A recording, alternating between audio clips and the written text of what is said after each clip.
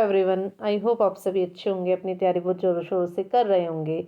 ये हमारी GK target series 2024 की 13th वीडियो है, जिसमें कि हम सीजीएल में जितने प्रीवियस ईयर में क्वेश्चन आए वो सभी हम यहाँ पर करते हैं। और ये क्वेश्चन ना सिर्फ आपके सीजीएल में, सीएचएसएल, एमटीएस, सीपीओ, आपके जितने भी अपकमिंग एग्जाम आने वाले सब में बहुत ज़्यादा यूजफुल होने वाली है। हमारी डेली वीडियो इवनिंग में शाम 5 बजे हमारे चैनल सोनी गौरव एसएससी जीके पर अपलोड कर दी जाती है। तो आप डेली हमारी वीडियो देखते रहिए और हमारे चैनल को सब्सक्राइब कीजिए, वीडियो को लाइक एंड शेयर कीजिए। आइए आज की हम क्लासेस स्टार्ट करते हैं अपनी। देखिए बच्चों, जो ये क्वेश्चन है ये क्वेश्चन यूपीएससी में आया हुआ है और ये सीजीएल में पूछा गया है और मैंने आपको क्वेश्चन करा रखा है अपनी सीरीज में। इसलिए मैं बोलती हूँ कि एग्जाम में क्या होता है ना, क्वेश्चन रिपीट होते हैं। जैसे वाला क्वेश्चन है, भारत के केंद्रीय बजट में राजकोषीय घाटे का तात्पर्य होता है। आंसर है चालू खर्च और चालू आय के बीच का अंतर। मैंने आपको करा रखा है, तो देख रहे हो ना कैसे क्वेश्चन रिपीट होते हैं। इसलिए मैं बार बार हर चीज में बोलती हूँ कि रिपीटेड ही क्वेश्चन एग्जामिनर पूछता है। ठीक है, तो इसलिए मैं बोलती हूँ आपसे बार बार कि ये सीरीज आपके लिए बहुत ज़्यादा यूजफुल होगी। अभी देखो मैं आपको नेक्स्ट क्वेश्चन भी दिखाऊंगी, वो भी यूपीएससी में आया हुआ है। देखिए अब अगला क्वेश्चन भी जैसे वाला क्वेश्चन है, भारत की दूसरी पंचवर्षीय योजना डैश द्वारा विकसित एक आर्थिक मॉडल पर आधारित थी। आंसर है पीसी मान लो 20। कई बार मैंने ये क्वेश्चन कराया और सीजीएल में भी कई बार रिपीट हुआ है और देख रहे हो यूपीएससी में भी आया हुआ है।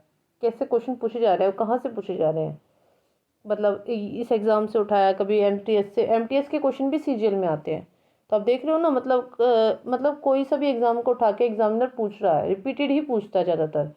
इसलिए मैं आपको बोलती हूँ रिपीटेड ही क्वेश्चन आते हैं, इसलिए आप ये सीरीज देखते रहिए। ठीक है, मैंने बहुत बार कराया है। आइए अब अगली क्लास से स्टार्ट करते हैं आज की। क्वेश्चन नंबर 1, महिलाओं के T20 क्रिकेट विश्व कप 2020 का आयोजन किस देश में हुआ था। आंसर है ऑस्ट्रेलिया। कहाँ पर हुआ था? ऑस्ट्रेलिया में 2020 का।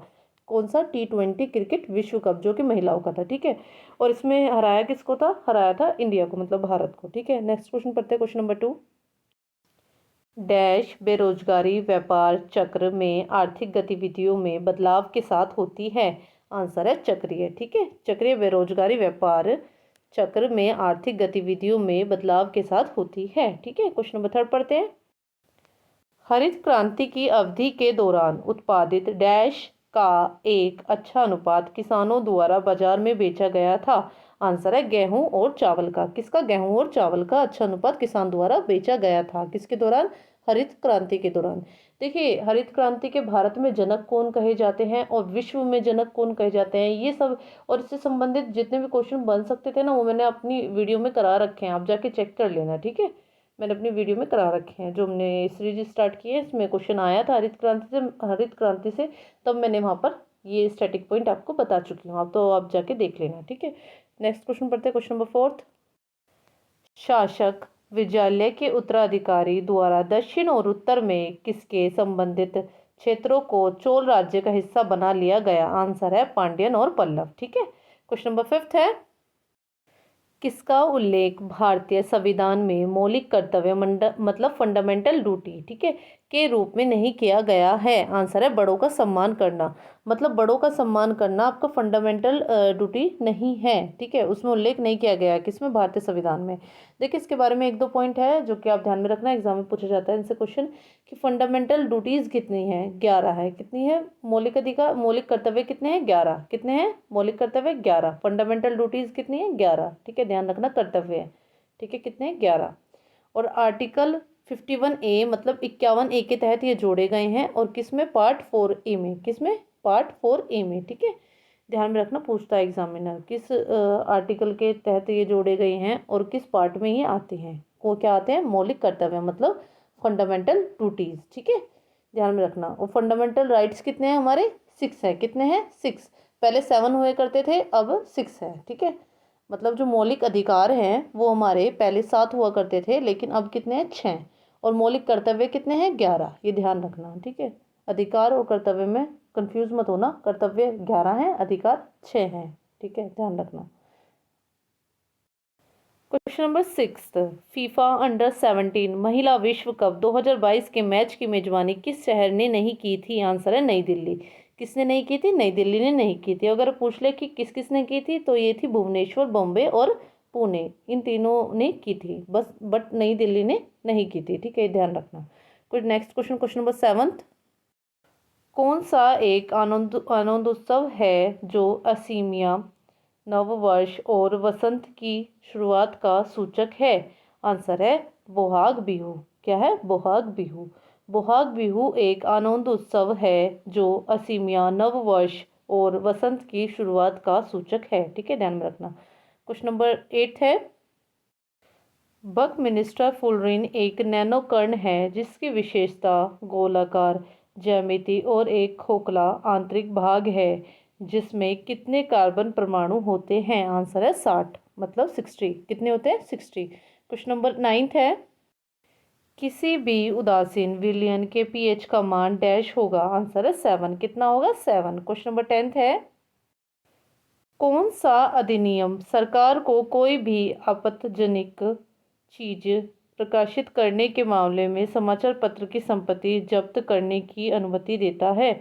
आंसर है वर्नाक्यूलर प्रेस एक्ट, जो कि कब पास हुआ था? 1878 में। ठीक है, ध्यान में रखना, क्वेश्चन इंपॉर्टेंट है ये।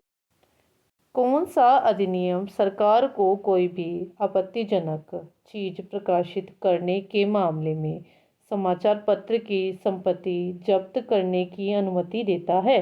तो आंसर क्या बताया मैंने आपको इसका? Vernacular press act. ठीक है, क्या है? Vernacular press act. ठीक है, जो कब पास हुआ था? 1878 में। ध्यान में रखना। ठीक है, कौन सा अधिनियम है? Vernacular press act. ठीक है, जो सरकार को कोई भी आपत्तिजनक चीज प्रकाशित करने के मामले में समाचार पत्र की संपत्ति जब्त करने की अनुमति देता है। ठीक है, ध्यान में रखना, मोस्ट इंपॉर्टेंट क्वेश्चन है, कई बार आया एग्जाम में। कब पास हुआ है और कौन सा एक्ट का नाम? ठीक है, क्वेश्चन नंबर 11 है, किस आयोग ने सिफारिश की थी कि राज्यपाल की नियुक्ति निष्पक्ष होनी चाहिए? आंसर है सरकारिया आयोग। ठीक है, किसने? सरकारिया आयोग ने। और अगर पूछ ले कि इसकी स्थापना कब हुई थी? इसकी स्थापना हुई थी 1983 में। कब हुई थी? 1983 में। उस टाइम पीएम कौन थी? इंदिरा गांधी जी। ठीक है, ये भी ध्यान में रखना। क्वेश्चन नंबर 12 है, किसे वर्ष 2020 के लिए तमिलनाडु याल ईसाई नाटक मनरम की ओर से MS सुब्बुलक्ष्मी पुरस्कार मिला? आंसर है वाणी जयराम। कौन है? वाणी जयराम। ठीक है बच्चों, वाणी जयराम जी जो है ना, उनको 2020 के तमिलनाडु यार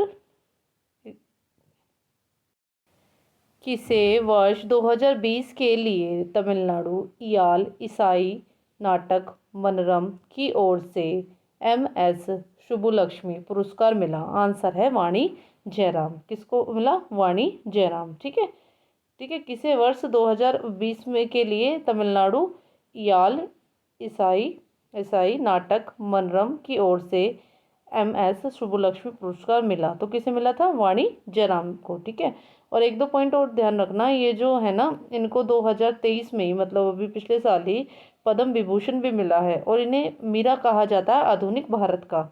मोस्ट इंपोर्टेंट क्वेश्चन है जो मैं बता रही हूँ। 2023 में क्या मिला है? पद्म भूषण। क्या मिला? पद्म भूषण। और आधुनिक युग का क्या कही जाती है? मीरा। ठीक है, मीरा कही जाती है आधुनिक भारत की।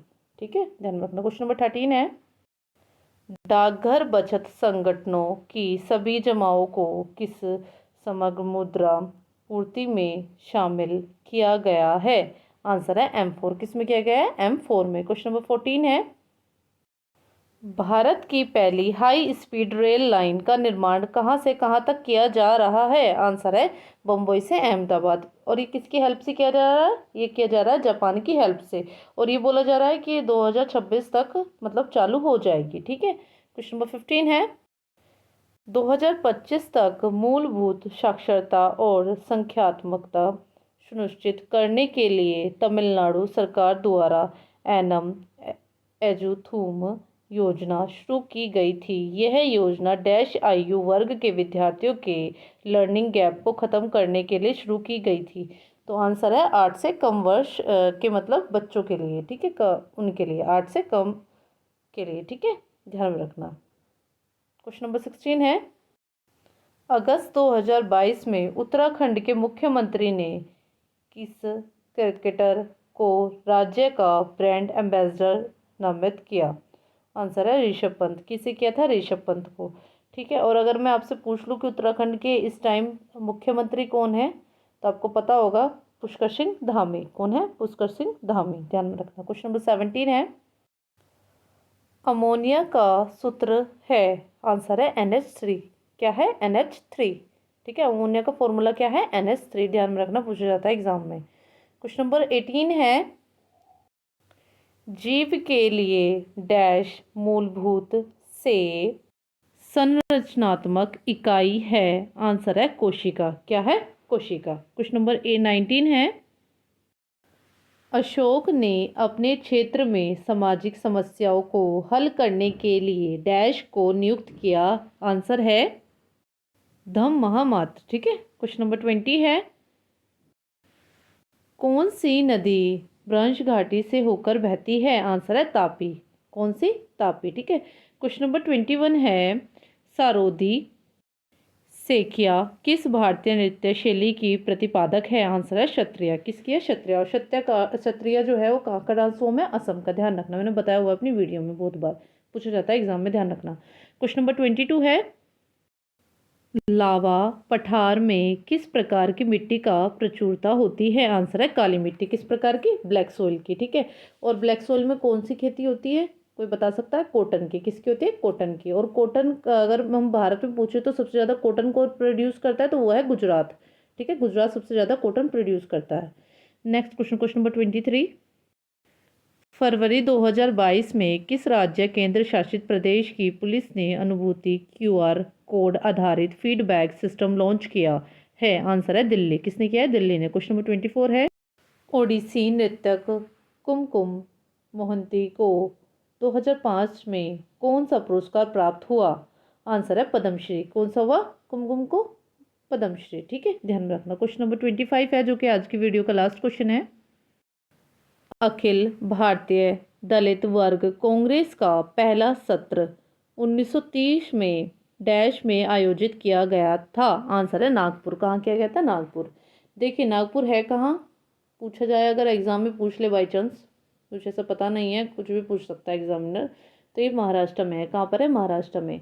और ये सेकंड लार्जेस्ट सिटी है ऑफ महाराष्ट्र। ठीक है। और ये मतलब ये सेकंड कैपिटल भी बोली जाती है महाराष्ट्र की। ठीक है, समझ आया आपको क्वेश्चन? तो बच्चों आज हमने पूरे 25 क्वेश्चन कर लिए हैं। आई होप आपको ये वीडियो बहुत ज़्यादा अच्छी लगी होगी, और आप हमारी वीडियो ऐसे ही देखते रहिए। वीडियो को लाइक कीजिए, शेयर कीजिए एंड चैनल को सब्सक्राइब कीजिए। हम आपके लिए ऐसे ही वीडियो लाते रहेंगे हर दिन। और अगर आपको वीडियो से रिगार्डिंग कुछ हमें बताना हो, सजेशन देना हो, तो आप हमें कमेंट कर सकते हैं। हम आपको जैसा आप बोलेंगे हम ऐसा वीडियो में कर देंगे। और ऐसे हमारी वीडियो देखते रहिए, चैनल को सब्सक्राइब कीजिए, वीडियो को लाइक एंड शेयर कीजिए। आपके जितने भी एग्जाम होंगे सब में इस सीरीज बहुत ज़्यादा यूजफुल होंगी। ओके बाय बच्चों, take care, thank you, have a nice day.